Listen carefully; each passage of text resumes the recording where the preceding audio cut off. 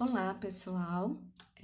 Nós vamos dar continuidade, tá, ao nosso assunto de planejamento. E aí, pessoal, nós vamos analisar 5 quadros, tá, que é de acordo com Padilha. E esses quadros sínteses, eles contêm, tá, algumas diferenças, tá, para facilitar a definição de algumas visões do planejamento educacional que são combinadas com as características da teoria da administração, tá?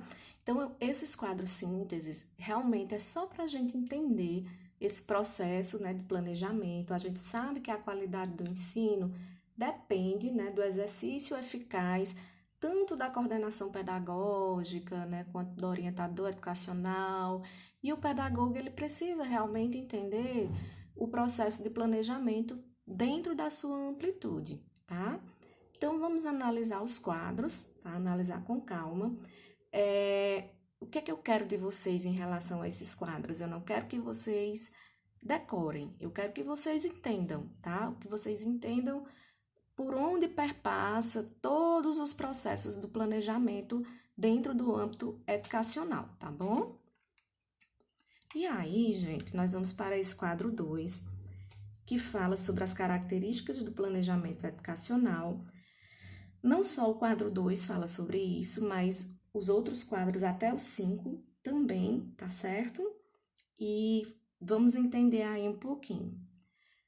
Nesse quadro 2, está dividido por categorias, tipos e características.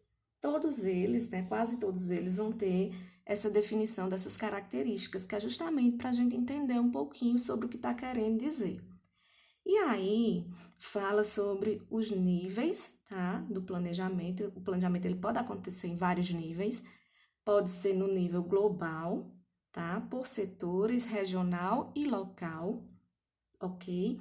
Ou seja, global para todo o sistema de educação, por setores, educação infantil, ensino superior, ensino fundamental, pode ser por divisões geográficas, tá? Municipal, estadual, nacional e por escola. Como processo, esse planejamento, ele é técnico por quê? Porque utiliza metodologias para a programação. Ele é político porque permite a tomada de decisão e muitas vezes envolve vários outros atores, tá? E aí é por isso que ele se torna político, tá? Isso está bem dentro da gestão democrática da escola cidadã. É administrativo porque coordena e administra todas as atividades que foram previstas, e é sistêmico ou estratégico porque vai ter toda uma visão do sistema educacional, tá certo? Então, quando eu falo de planejamento estratégico, geralmente planejamento estratégico ele é a longo prazo, tá? E aí, justamente, eu vou ter uma visão total desse sistema e a partir daí eu vou realizando os planejamentos de uma forma separada, mas que dê uma totalidade na junção e na execução desse planejamento. Então, vem aí a questão da tática. Então, como processo tático. O que seria essa tática? São todas as ações, são todos os projetos que foram feitos lá no planejamento estratégico e que vão ser colocados em prática, que vão ser direcionados para pessoas e setores responsáveis pela execução desse planejamento. Então, ele pode ser a curto prazo, a médio prazo, tá? A longo prazo. E, como método, também tem que observar a demanda, tá? Quais são as demandas da educação? As demandas individuais ou coletivas? Qual é a mão de obra? Qual é a necessidade do mercado? O que é que o país está precisando desenvolver? Então, como escola, o que é que eu vou desenvolver dentro da minha comunidade, com os meus alunos, né, para poder. O que é que eu vou desenvolver para poder ter esse desenvolvimento, por exemplo, do país ou de uma região, enfim.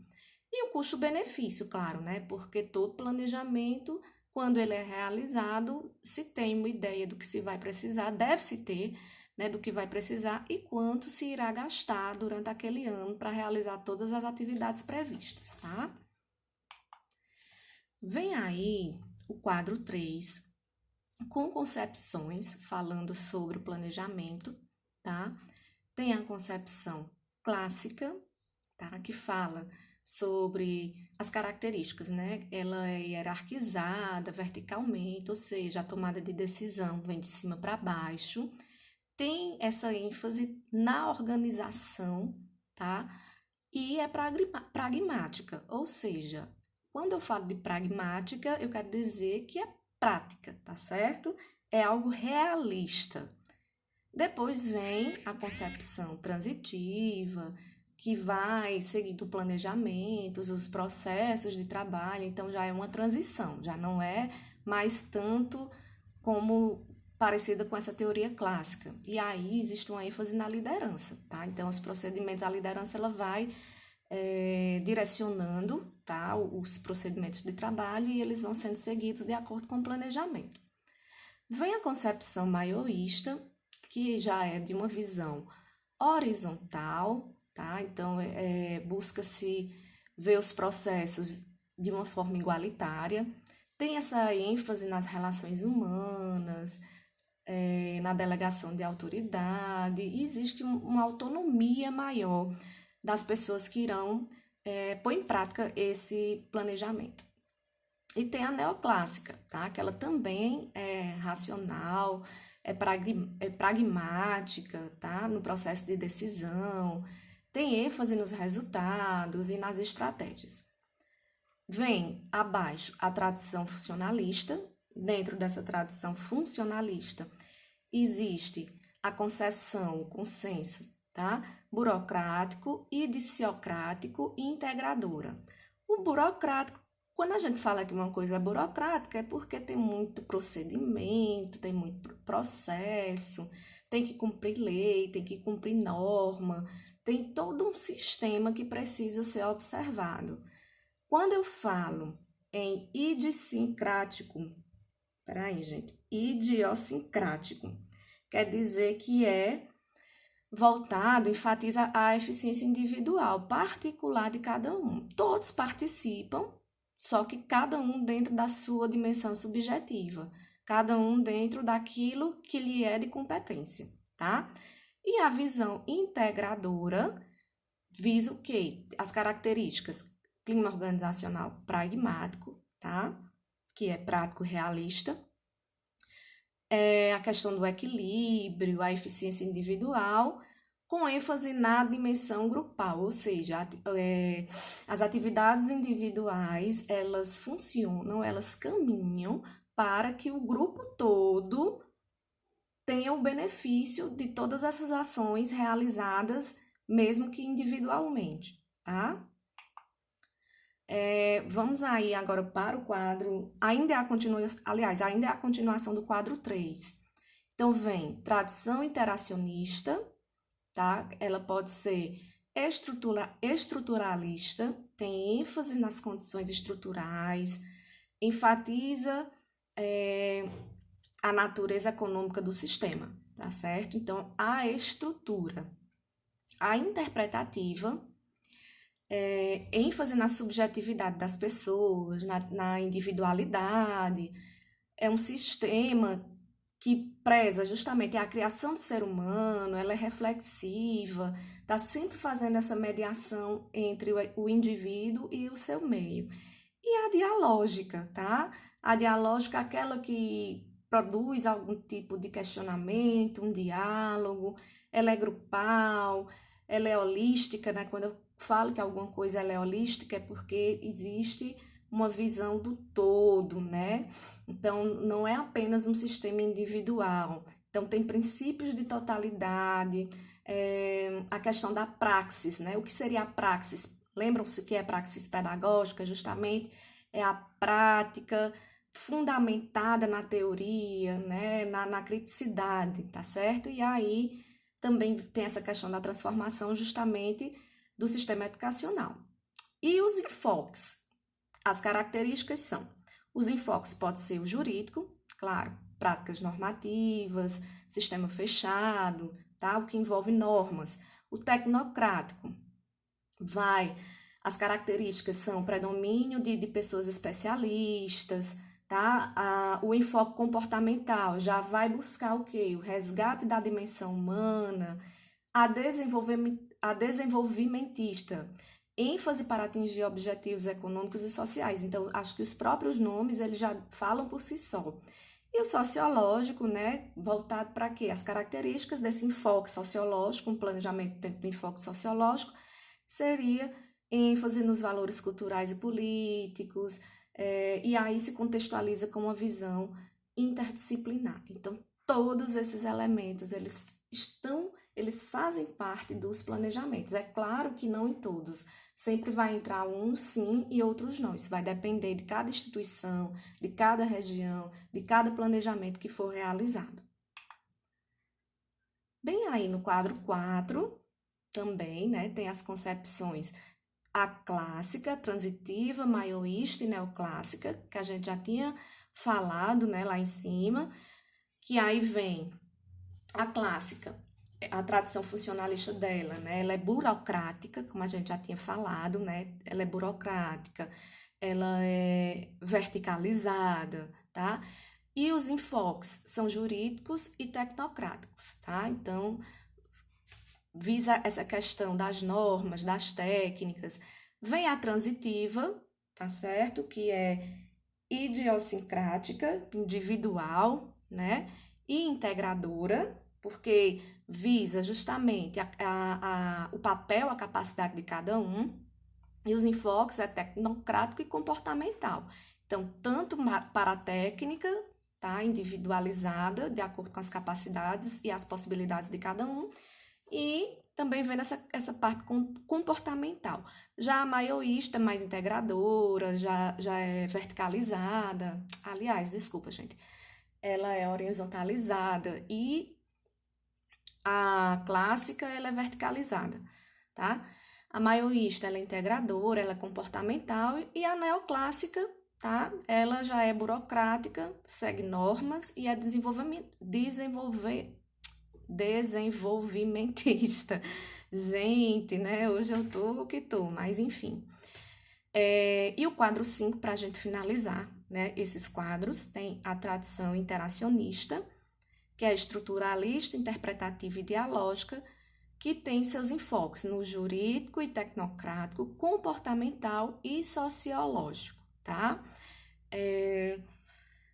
Gente, se vocês tiverem alguma dúvida, tá, em relação à interpretação desses quadros, vocês podem me sinalizar que aí a gente vai ficar discutindo, tá certo? Então, vamos lá. Ações sem direcionamento claro e objetivo de nada adiantam, senão para estabelecer um vazio pedagógico.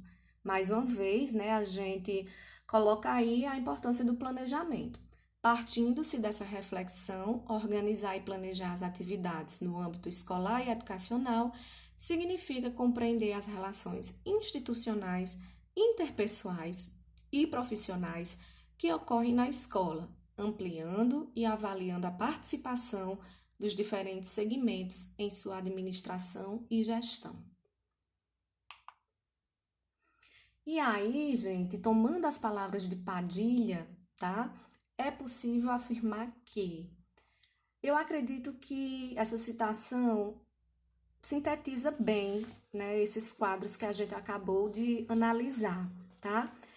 O ato de planejar é um processo de reflexão, tá? É um processo de tomada de decisão sobre a ação, é um processo de prever necessidades e racionalizar, tá? O que vai ser usado, os meios, os materiais, os recursos, sejam eles humanos, sejam eles financeiros, sejam eles tecnológicos, né? Tudo que se tiver de recurso disponível, visando a concretização dos objetivos dentro de prazos determinados, dentro de etapas definidas, a partir do resultado das avaliações. É claro que as avaliações, elas também vão servir para isso. Então, as avaliações feitas, realizadas em anos anteriores, elas vão servir de ponto de partida para os próximos planejamentos. Por quê?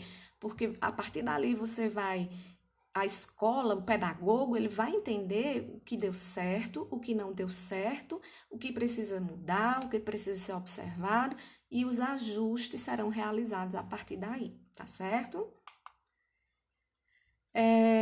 Aí uma citação de Libânio também para fechar, né? Sem planejamento, a gestão ocorre ao sabor das circunstâncias, as ações são improvisadas, os resultados não são avaliados.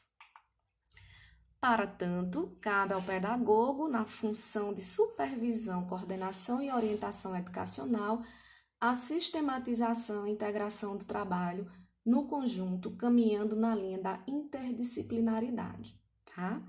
Então, gente, o pedagogo, na função de supervisor escolar, ele tem tanto essa função de ter essa interface, esse movimento com o chão de sala de aula, ou seja, contato com professores e alunos, quanto ele também está ali na atuação da administração. Então, ele precisa entender os dois ambientes. Ele precisa entender o ambiente de sala de aula, a realidade dos alunos e professores, e eles precisam entender também a realidade extraclasse, a escola como organização, a comunidade que a escola está inserida. Então, ele precisa ter esse olhar amplo, esse olhar holístico, né, para poder realmente executar a sua função, tá? Por quê? Porque a qualidade do ensino depende do exercício eficaz da direção escolar, tá? Do supervisor escolar,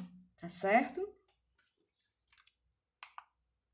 Então, gente, ó, é possível afirmar, tá, que a ação supervisora, bem como a orientação educacional, são delineados, né, pelo processo de ensino-aprendizagem, onde quer que ocorra. Então, o processo de ensino-aprendizagem vai lançando, vamos dizer, as necessidades, vai lançando as demandas para que a ação supervisora vá atuando, para que o pedagogo, como coordenador, ele possa ir atuando de acordo com aquilo que vai surgindo, tá? E aí pode-se dizer, então, que o planejamento educacional tem como objetivos gerais estabelecer condições necessárias à eficiência do sistema educacional, conciliar e aperfeiçoar a eficiência interna e externa do sistema educacional e alcançar maior coerência nos objetivos específicos e nos meios mais adequados para atingi-los, tá? Espero que até aí esteja tudo bem, a gente já está finalizando, tá? E aí, de acordo com Paulo Freire, lembre-se de que o pedagogo, ao pensar em planejamento, deverá centrar sua atenção em questões centrais no processo de planejamento. Meus educandos, eles já sabem o quê? Né? Então, lembre-se que a gente sempre tem que partir daquilo que o aluno já sabe, daquilo que ele já conhece, daquilo que já é realidade para ele, para que o conhecimento ele comece a ser construído. O que é que eles ainda não conhecem? E o que é que eu devo ensinar? Como ensinar? Quando ensinar? Onde ensinar? Né? Como é que eu vou fazer isso tudo? Então, são sempre questionamentos. Então, a ação pedagógica, ela é assim, ela é questionadora.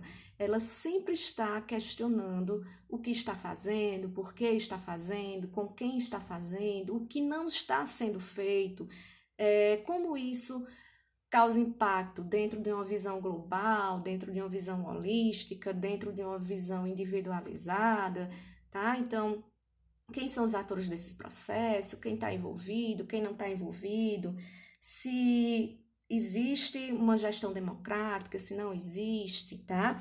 Lembrando que a gestão democrática, ela implica, né, justamente em compartilhar o poder descentralizando. Então, como é que se compartilha esse poder, tá?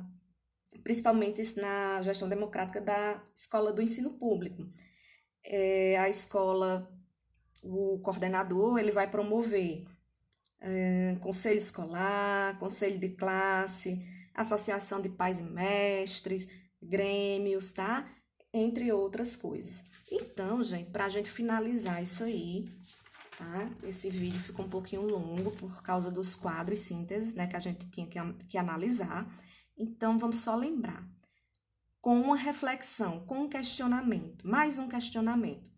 Em que comportamentos cognitivos, afetivos, físicos, morais, estéticos, nós, como pedagogos, queremos intervir de forma a produzir mudanças qualitativas no desenvolvimento e nas aprendizagens dos nossos alunos. Então, a escola, ela é geradora de conhecimento, responsável pelo processo de ensino e aprendizagem, da escolarização. Então, a gente, como educador, nós, como pedagogos, exercendo ou não a função de coordenador ou de supervisor, orientador escolar, nós temos que estar sempre pensando nisso, tá? Qual comportamento eu quero mudar, eu quero proporcionar aos meus alunos, aos educandos dessa escola, à comunidade que esses alunos estão inseridos. Então, pessoal, a gente fica por aqui, tá certo? Espero que vocês tenham gostado e caso, mais uma vez, né, caso se vocês tiverem dúvidas, vocês vão sinalizando para mim e a gente vai discutindo, ok? Muito obrigada e até a próxima!